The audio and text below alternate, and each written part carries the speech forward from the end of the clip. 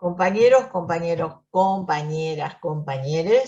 Bueno, ahora vamos a recibir a nuestro compañero Héctor Sosa con su columna. Héctor, recordemos que es periodista, es docente y editor de Motor Económico. Así que lo saludamos, le damos la bienvenida. Julio López y quien te habla, Adriana Sardín, te decimos buen día y bienvenido una vez más con tu columna a Patria Grande Latinoamericana.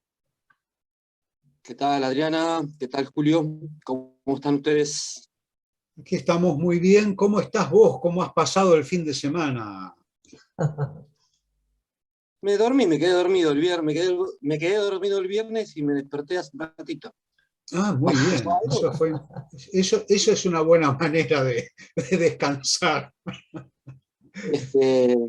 Bueno, ahí en la tanda estábamos charlando algunas cosas, ¿no? Y de libros. Y justamente recordábamos a Pusic, ¿no?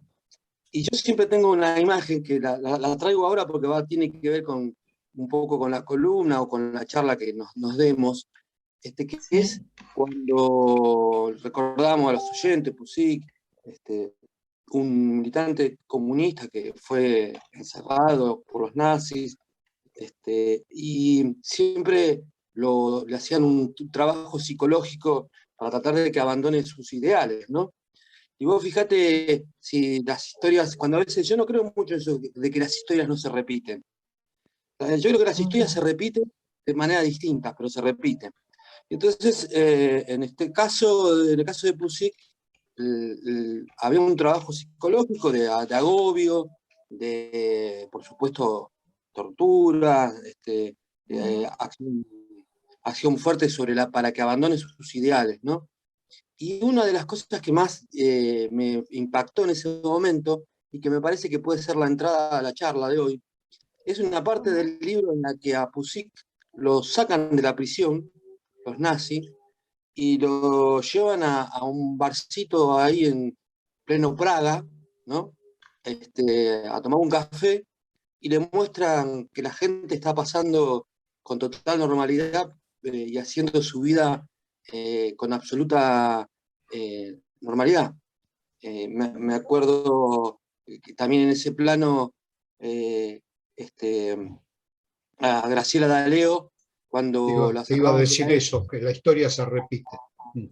a pasear, entre comillas, después de ser torturada y todo, y la llevaron a los festejos del Mundial 78.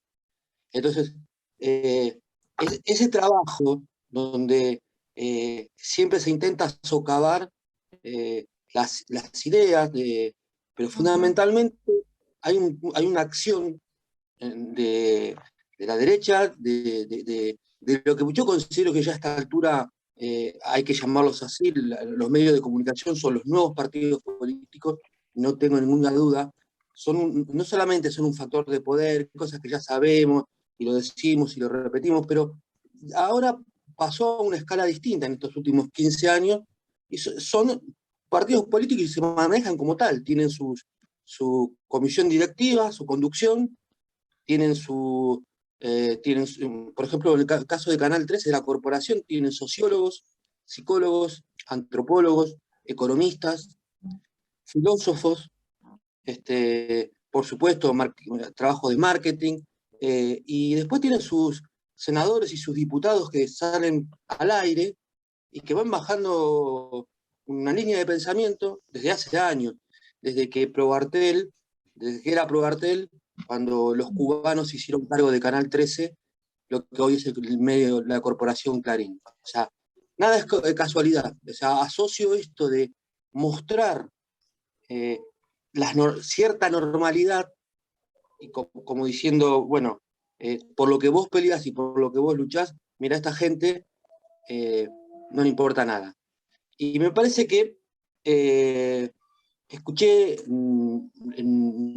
incluso dentro de espacios, entre comillas, progresistas, que le caen respecto a los comicios y las formas de votar sobre los trabajadores y los sectores más humildes que votaron al macrismo o a Milei, porque no son solo los votos de Nordelta o de las clases altas. Cuando uno desmenuza, ayer estuvimos un poco desmenuzando los niveles de votación, los lugares. No, también se vota a la derecha, como pasó en Brasil y como pasó en tantos otros lugares, en los sectores más humildes y más golpeados. ¿Esto qué significa?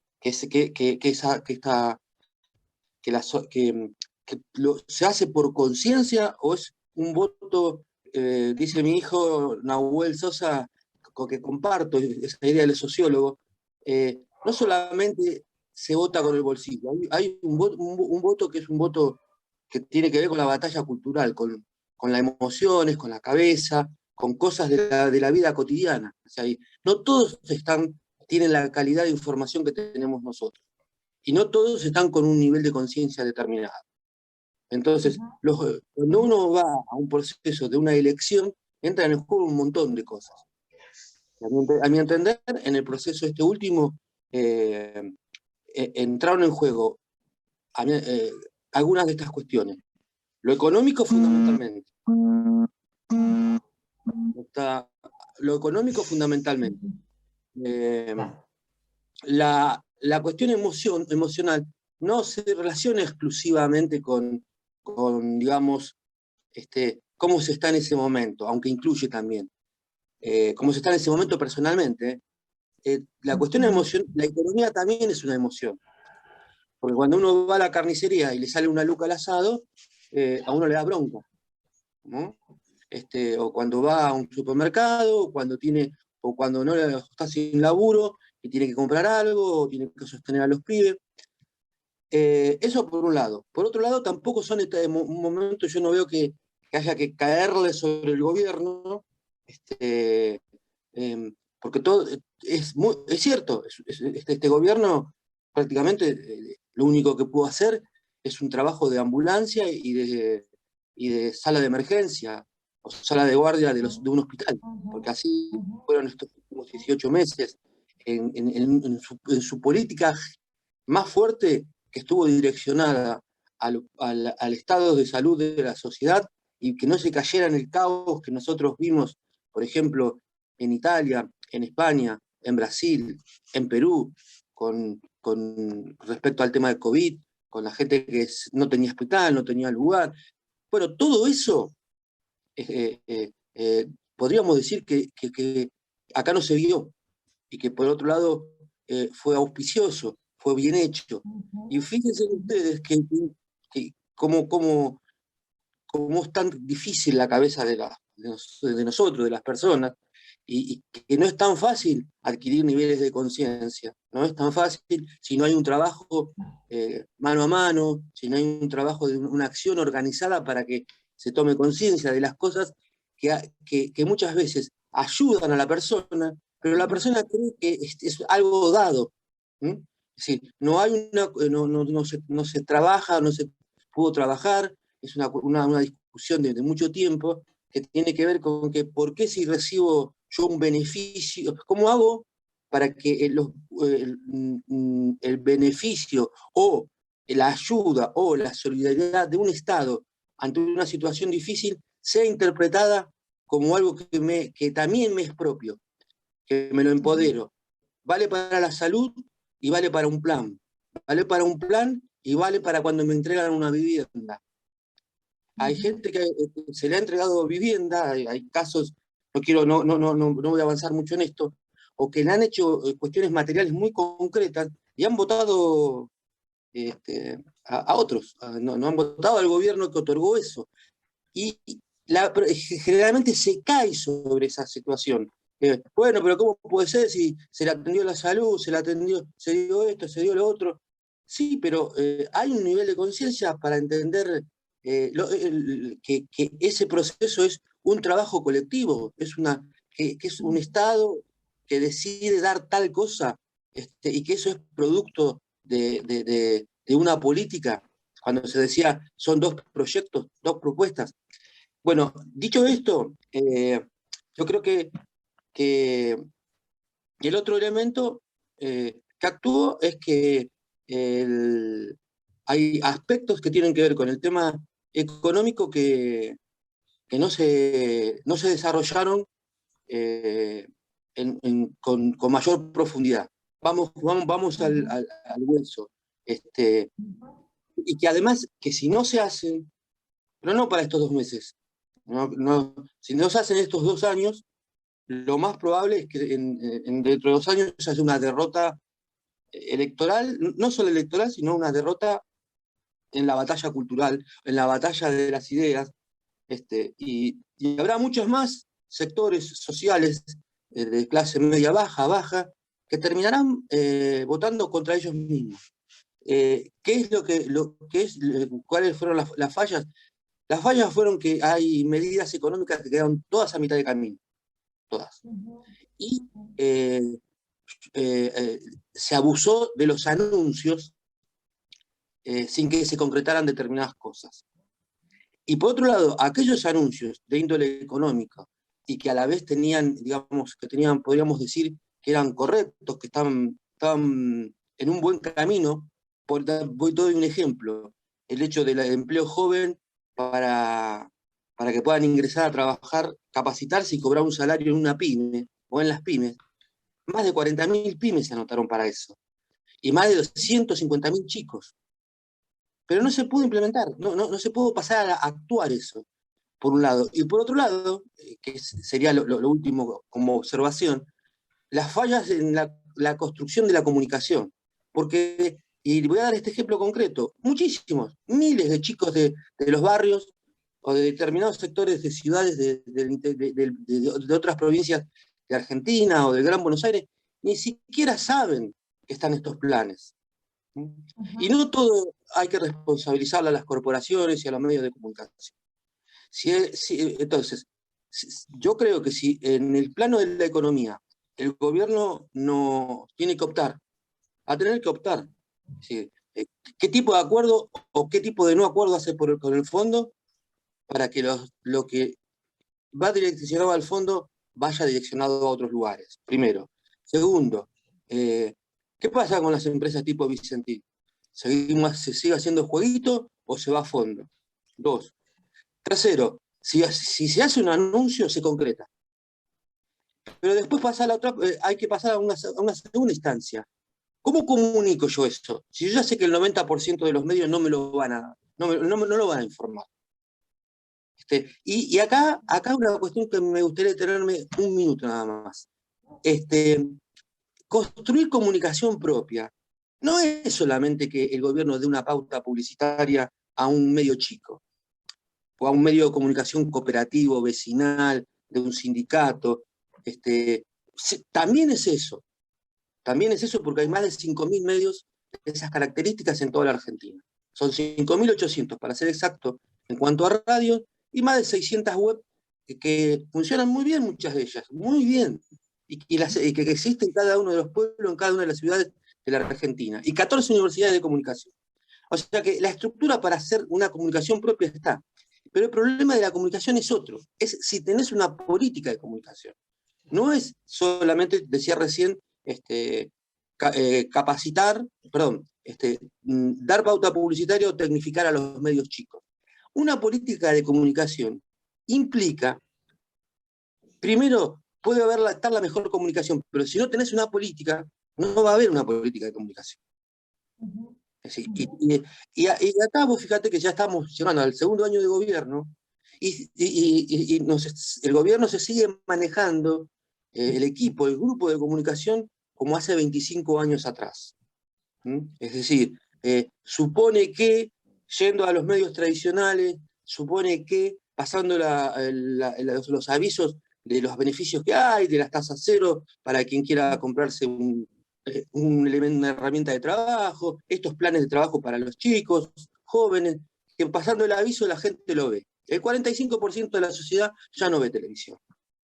Es decir, por un lado. Pero por otro lado, el problema, yo decía, de la construcción de la comunicación propia no es solamente una cuestión material, es una cuestión de acción concreta. Es decir, ¿qué trabajo debe hacer este gobierno de aquí en más, o debería hacerlo, porque si no, esta batalla se pierde.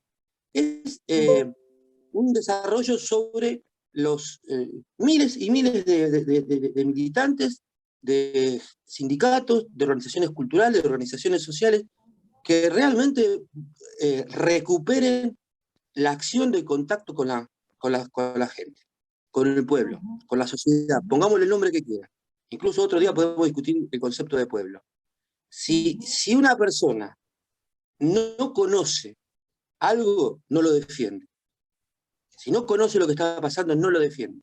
Entonces, yo no voy a caerle, decía al comienzo de la charla, no se le puede caer al que votó y se equivocó y uno se enoja con determinados sectores, porque ¿por qué se le va a caer si ese compañero, esa persona, estamos hablando en sentido de clase, llega del laburo y por ahí pone un rato para ver a los Mamones o Tinelli, o nada, se va a dormir? Y hay un montón de cuestiones, y muchas veces las charlamos, se hablan desde nuestro campo, pero se habla como creyendo que la gente ya tiene conciencia sobre las cosas. Entonces, cuando llegan los momentos de la votación, o de este tipo de votaciones, aparecen estas sorpresas, para un lado o para el otro. Héctor, si me permitís un pequeño asterisco, hay un apotegma de oro que nos enseñaron allá lejos y hace tiempo, ¿no? La comunicación se mide por los resultados, ¿no? Entonces, creo que también tenemos que pensar en esto, ¿no? Sí, pero absolutamente, se mide por los resultados, pero también se mide, es decir, a ver, vamos de vuelta al ejemplo de, por ejemplo, que un chico que están las posibilidades de chicos, no es una cuestión de, digamos, de que se le está dando trabajo a los pibes que son hijos de gente que tiene guita. No estamos hablando de hijos de obreros que pudieron terminar la secundaria, ya sea a la noche, o ya sea en cualquier escuela pública. Estamos hablando de eso, ¿no? Saca la información por Twitter o por Facebook el gobierno. Y después algún funcionario que va a canales que son de la oposición y explican esto. Y además se lo explican de esta manera. Bueno, el gobierno también dio el plan HPL, también el plan Bautizar, el plan Ayuda, el plan Cunita, el plan PTL, TRS. No se entiende. Y creen que con nombrarlo se entiende. Y no es así. Se entiende cuando vos vas al club de barrio, haces una reunión, vas con los medios del barrio, del lugar, lo hace el municipio, lo hacen los compañeros, y explican de qué se trata. Mire, acá se abre un plan de trabajar que significa esto y esto. Ustedes tienen que defenderlo porque si este modelo intenta ayudar en el trabajo de esta manera, si el otro modelo ni siquiera lo va a tener en cuenta. Claro. ¿Se realizó ese trabajo en términos masivos? No. Es un problema incluso que viene de arrastre en el campo popular. Por eso, a mí me hizo un poco de ruido cuando el presidente, cuando terminó las elecciones, exhortaba a la militancia a ir casa por casa. No, la militancia no es solamente para los tiempos electorales. Esta batalla no es una batalla por una elección, por unas PASO. La elección es un momento en la historia de una sociedad.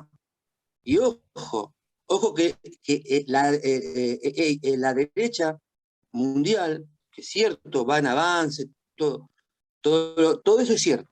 Pero también nosotros no podemos estar todo el tiempo inculpando la derecha, las corporaciones. Eso es como ser hijos de la lágrima. Ya está. Tenemos que hacernos cargo de qué es lo que se hace mal de este lado, o cuáles son los errores de este lado, sin hacer un harakiri. Entonces, concluyo en esta parte. El gobierno ahora tiene que decidir si profundiza un modelo económico de producción y del laburo y poner plata en circulación. Si un gobierno que muchos de sus economistas se cansaron de decir que poner más plata en circulación, hacer arbrar la maquinita, no es generadora de inflación. La generadora de inflación son 20 grandes empresas de alimentación que deciden cuánto va a ser la manteca y la leche en el almacén, en los chinos o en un supermercado. Claro, No inyectar plata al mercado. claro, Es decir, estamos hablando de keynesianismo puro. Inyectas claro, plata, o sea, hay más plata en el bolsillo, se gasta. La clase media, claro. la media baja y la baja, y los jubilados la gastan. No hay otro, no hay un plan económico, no hay una tercera opción que sería un proceso revolucionario. No existe eso hoy. Y incluso hasta esa palabra está siendo usurpada por la derecha, inteligentemente. No es que aparecen así, no, son construidos. Los Milei son construidos, los Macri Claro. son construidos, no vienen de la nada.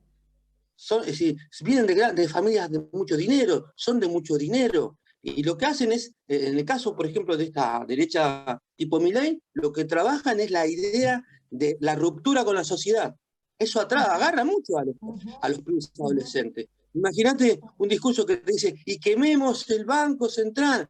Y parece que fuera un discurso de izquierda contra el Fondo Monetario Internacional. Y es, como bien explica Milei, es anarcocapitalismo. No queremos nada de Estado. Cero. Ahora, ¿los pibes saben eso? Entonces un día te pasa un video de una maestra que está caliente, que está enojada, porque puede estar, ¿quién no puede estar enojado en un determinado momento? Explicándole al alumno que la van a joder tarde o temprano. ¿Y cómo hace el papá después para pagar 10 lucas a un privado? Y el pibe no tiene la responsabilidad del pibe ni la maestra. Todos son, de alguna manera, son los perjudicados de un formato que ha elaborado, que fue elaborado desde los Estados Unidos, que antes, también ahora, antes entrábamos con los tanques, con las desapariciones y con el terrorismo de Estado. Ahora entramos con el terrorismo mediático. Se ha creado todo el tiempo miedo y se está colocando a los gobiernos populares con un sentido de miedo. O sea, fíjense, la palabra que más repitieron los cotorros de las grandes corporaciones mediáticas es que estábamos en una dictadura. Que Cristina tal cosa, que esto tal cosa, que se metieron en nuestras vidas.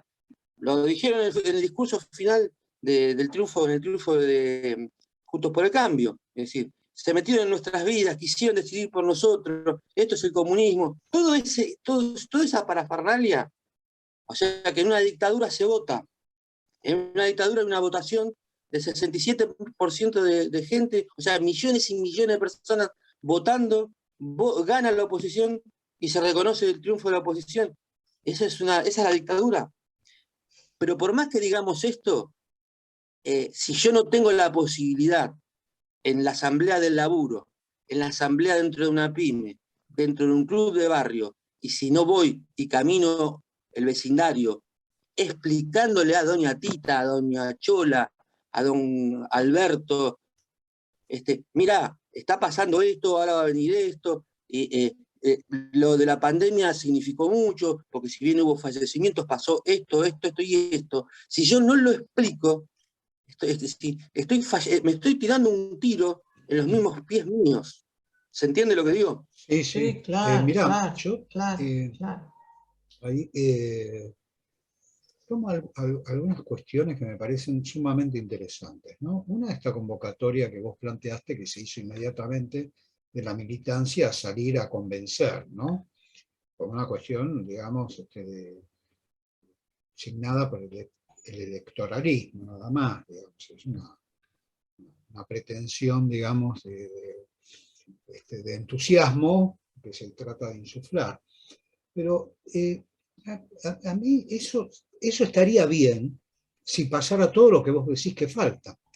Es decir, si hubiera una buena comunicación, que no la hay, y si hubieran bases materiales, básicamente. Eso significa que haya bases materiales. Y además, si hubiera estrategias para afrontar cada etapa y cada coyuntura. Vos decías muy bien esto de que cómo actúa, por ejemplo, el grupo mediático concentrado más importante, Clarín, por ejemplo, con su laboratorio de ideas. no se ve de este otro lado. ¿En qué sentido?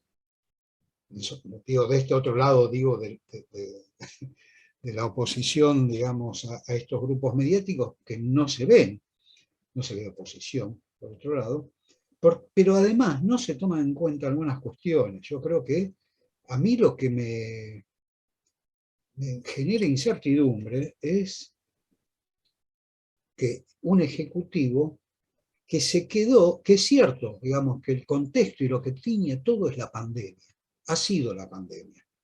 Pero si uno se pone a que construimos tantos hospitales modulares, dimos tantas vacunas y demás, como estratega político y que quiere conducir, digamos, a destinos mejores y la felicidad del pueblo, creo que no se comprende que la felicidad del pueblo fue construir el hospital, pero después tiene que comer.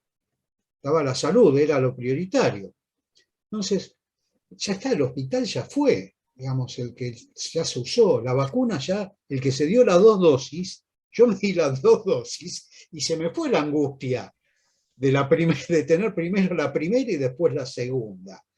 Entonces, es una cuestión muy básica, alguien creo que alguna vez lo escribió, la teoría de las necesidades satisfechas, ¿no? Cuando uno satisface determinado nivel de necesidad y ya va por la próxima. Eso no se, que es tan elemental, me parece que aquí no se tiene en cuenta. Y lo que no se satisface es la principal necesidad que tiene este pueblo, esto lo estoy diciendo desde hoy, que es la desigualdad, romper con la desigualdad y el hambre, ¿no? La pobreza.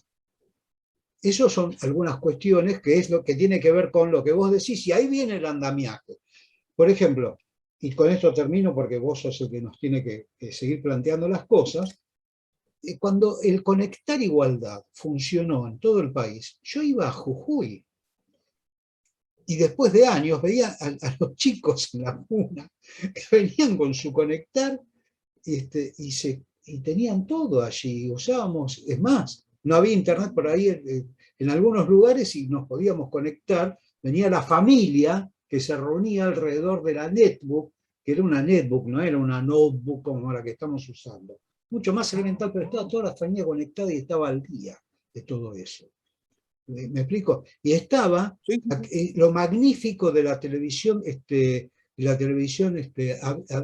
abierta, que estaba La TDA. la TDA. La TDA. Impresionante. Yo fui ahí a un pueblito, Tolar Grande, que queda es al pie de la cordillera, que son 500 personas, y nosotros entramos a una casa comunitaria donde nos alojamos, y estaban todos con las antenas satelitales, un pueblito en medio de la puna, de 100 personas, un pueblo minero. Bueno, eso es comunicar, eso es política comunicacional y dar y ampliar derechos. Cierro acá. Sí, a ver, sí, no, está bien el ejemplo, estoy totalmente de acuerdo con lo que estás planteando, pero es a la vez más profunda el problema, porque hay una frase que dice, el problema es el problema, es decir, es el entendimiento del problema. Sigamos con el ejemplo que dábamos de la salud. Si a mí los muestreos en serio, todo el tiempo, todo Estado en cualquier parte del mundo hace muestreos sobre estado de la sociedad. Y está el muestreo presencial y está el muestreo tradicional. El gobierno no sabía que había bronca, sí, claro, como no sabía que había bronca, por supuesto. Pero había una medición que se hacía incorrectamente, e incluso yo lo he escuchado, que es lo siguiente. Todos estos últimos tiempos, como vos bien decís, ya fundamentalmente cuando se aplicó la segunda vacuna, cuando ya venían por millones, hasta ahora hay 60 millones de vacunas, hay una caída de la angustia del físico y se aumenta la situación de lo material. O sea, se tranquiliza la cabeza entre la vida y la muerte, tengo una preservación de mi vida, pero no está asumida que esa preservación la hizo un estado presente. Ahí entra la conciencia, ahí entra lo que faltó explicar, antes o durante, no solamente por los medios de producción. Entonces, ya se venía midiendo que no era una preocupación. Estaba entre la preocupación número 10, el 8% era la preocupación de la salud. Lo podemos tomar como un hecho positivo al máximo, porque ya dejó de ser una preocupación. Y cuando deja de ser una preocupación es porque, como bien señalas vos, es un derecho adquirido. Listo. Nadie cuestiona. La mayor cantidad de esta sociedad no va a cuestionar que haya hospitales, porque lo está como un derecho adquirido. La escuela pública es como un derecho adquirido. Cuando se intentó tocar el tema de los derechos humanos y hacer el 2x1, hay un derecho adquirido histórico. Por eso el neoliberalismo busca ir sobre esos derechos adquiridos. No es casualidad cuando dicen yo no voy a hacer más hospitales, o no levantaron más casas, o no terminaron las obras, para no seguir cayéndole solamente al gobierno. También, para poner una cuestión a favor de este intento de Estado presente, nadie se imaginaba una pandemia, y no se relaciona que la pandemia, este es otro tema, pero no se lo puedo achacar, no se lo podemos achacar solo al gobierno. Nadie relaciona pandemia con caída de la economía. No lo relaciona. En todo trabajo que se hizo social, de muestreo, no hay una relación de esas características. Pero empieza a no haberla cada vez más, a medida que cada vez hay menos casos. O sea, hubo menos casos de pandemia, más vacunación. Mirá qué loco, podríamos decir. Hay cada vez menos asociación a que esto lo produzca un Estado, que mi salud me la preservó un Estado. Y ahí es donde el Estado tiene una herramienta que es la comunicación. Pero es la comunicación como yo lo estamos charlando. Es decir, yo no puedo solamente llamarlo al militante para el día de la votación. No. Tengo que explicar, muchachos, mire, esto es así. Estamos en complicaciones económicas, estamos ahora en pandemia. Era muy difícil también salir en pandemia, porque los que respetaban las pautas de protocolo, la mayoría eran los votantes del Frente de Todos. Y por fuera del Frente de Todos, la mayoría de la sociedad lo respetó. Pero hubo un sector, y acá con esto concluyo, hay un sector que no lo hizo, y que se incentivó a que no se lo hiciera. Y acá aparece algo que para mí es la madre de todas las madres, de todas las batallas, y puede ser o de todas las derrotas que pueden venir, o de batallas que se pueden ganar. Que es lo siguiente. Estados Unidos no le interesa más el modelo democrático que ellos mismos, el modelo democrático liberal que ellos mismos irradiaron desde el 1800 en adelante. Entonces, la democracia, la república, los tres poderes. No, ahora los poderes pasan por otro lado. Y si uno quiere hablar de la democracia, hay que replantearse de qué democracia estamos hablando. Si el propio Estados Unidos, yo lo conté varias veces con ustedes, pero para los oyentes siempre me gusta señalarlo, y también nosotros tenemos que reiterar algunas cosas. En el año 83 Estados Unidos reúne en el Pentágono, Mrs. Sharp, a las principales líderes de derecha del mundo, y les dice, no, las democracias tal cual están no sirven, porque también entran gobiernos populares por el voto. Y ahí empieza el trabajo. Explico a los oyentes, Sharp fue uno de los mentores de lo que se llama el golpe blando, desgastar a los gobiernos populares, diciendo que son corruptos, creándole causas, y trabajando en una trilogía entre la política de derecha, los medios de comunicación y la justicia. De año 83 estamos hablando, y estamos en el año 2021. Entonces, a Estados Unidos no le interesa si se vota o no se vota. Si se vota y gana la derecha, bueno, mejor todavía. Pero si no se vota, vamos a hacer esta suposición, si el fin de semana hubiera ganado el Frente de Todos, ¿ustedes creen que hubiera cambiado algo en los medios y en la línea de la derecha? Nada, absolutamente nada. Seguirían batallando contra las medidas y inculcando tres cosas: miedo, desesperación, las emociones básicas, y angustia, Sí, sí, sí. más bronca. Eso, o sea, eso no iba a parar con un triunfo electoral. Fíjense en ustedes, Claro. si hubo un triunfo electoral hace 2 años, de las características que hubo, Sí. pongámosle, por ejemplo, el tema de la provincia de Buenos Aires. Una gobernación que hizo mucho, muchísimo. El esquema de trabajo de Axel Kicillof fue tremendo. Yo diría que fue uno de los gobernadores que más se comprometió incluso con el gobierno. Sí, sí, Y sí. pierde 25 puntos en una elección, que es porque no se lo quiere, porque la gente está a favor de que llegó alguien de la derecha porteña y quedó sorprendida. No, no, volvemos al punto anterior, porque se ha trabajado sobre la bronca de lo que no se quiso o no se pudo hacer. Hay cosas que no se pudieron hacer en pandemia. Y se la achacaron y la estrategia parecía que Argentina era la única que estaba en pandemia. Y el único lugar en el mundo donde había muertos. Y no se destacaba en ningún momento que llegaban las vacunas, que estaban los hospitales. Eso lo tenían que hacer los propios dirigentes. Entonces, dicho esto, me parece que tenemos muy poco tiempo para revertir una Sí. situación. Héctor, tenemos que ir cortando porque ya Cano está enloquecido y nos grita tanda, tanda, tanda, tanda. Así que, a ver, muchas gracias por habernos acompañado en esta columna, tu columna en Patria Grande, y déjame hacer un chivo a los compañeros. Busquen Encauzar el rumbo, una nota muy interesante y muy bien escrita por Nahuel Sosa y Ulises Bocia. Creo que está en Tiempo Argentino y si no, en Motor Económico la encuentran. No se la pierdan. Lean la nota de Nahuel Sosa, que está realmente muy buena.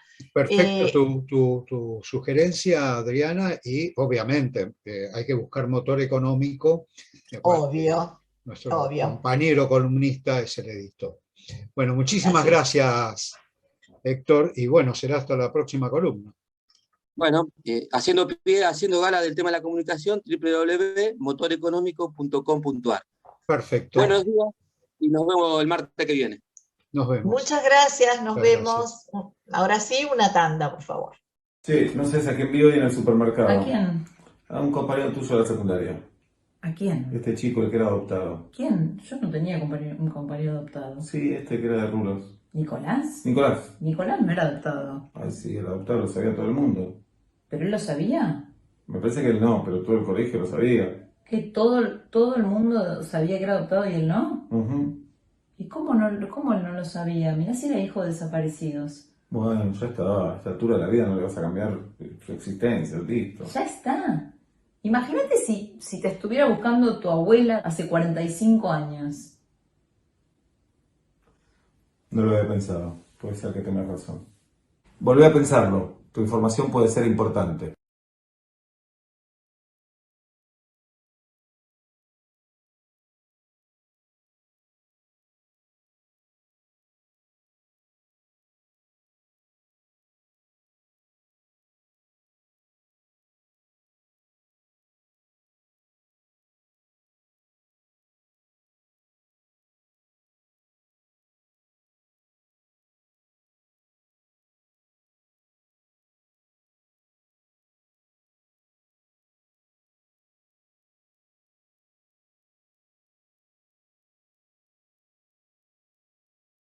Sí, no sé, saqué envío hoy en el supermercado. ¿A quién?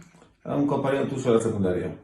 ¿A quién? Este chico, el que era adoptado. ¿Quién? Yo no tenía un compañero adoptado. Sí, este que era de Rulos. ¿Nicolás? Nicolás. Nicolás no era adoptado. Ay, sí, el adoptado lo sabía todo el mundo.